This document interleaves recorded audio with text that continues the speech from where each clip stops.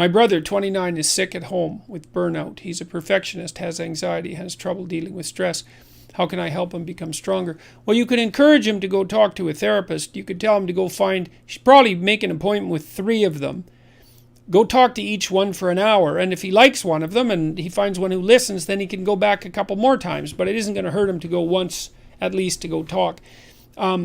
It's also possible that he needs someone to talk to him about medication.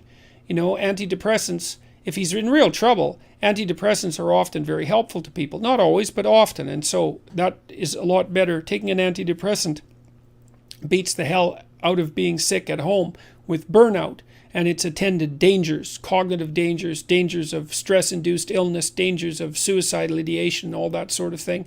I would also recommend that he try the self-authoring program. If he's at home, he could write about his past, he could write about his present, he could write about his future, he can do a bad job, he can do it over days.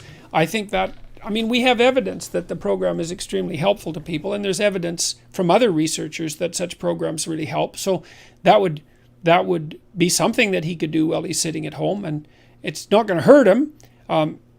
Going over some of the more complex material might make him feel slightly worse in the short term, but the long-term payoff is very, very high.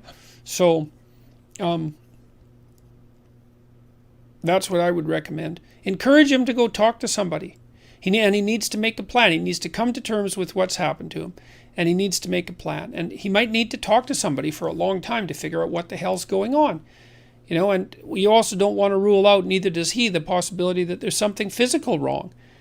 Because there's increasing evidence that the depressive disorders, and that would include anxiety, are a consequence of such conditions as generalized inflammation. And that's really worth looking into.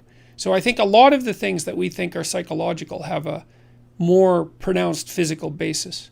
So, yeah.